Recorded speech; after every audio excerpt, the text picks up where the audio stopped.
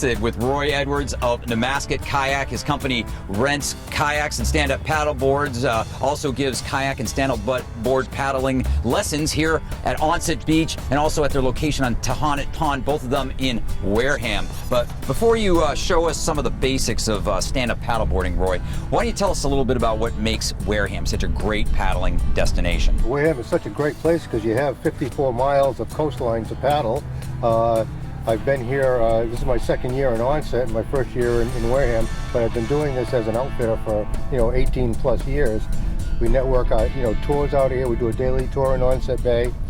Some of the other locations that you can paddle that we also do tours on are the Sipican River, the Agawam River, Glen Charlie. Another tour is from Tempest Knob over to the Nantucket Lightship. So it sounds like no shortage of places to put in a kayak or a stand-up paddleboard. And speaking of stand-up paddleboards, Roy, why don't you show us how to use one of these things? All right, this happens to be a stand-up paddleboard. It's a big sport stand-up paddleboard, 11.4 in length. Is that a good basic length for a beginner? It's a good length for this particular one. Is 11.4 for anybody over 150 pounds.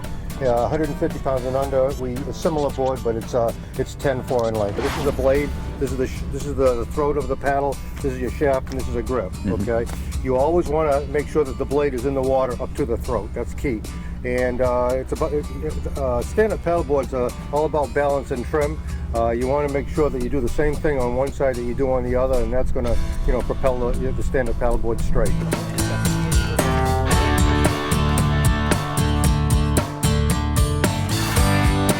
So what we want to do is our fin is not on land. It's in deeper water. Right. So you're not going to push it into the ground. That's right. So what we're going to do, we're going to jump up on our boards. We want to put our knees evenly distributed on both sides. Whatever distance you have on the left, you want the same on the right. Okay. And when we get into a stand, we also want our feet in a standing position on the board as well. Okay.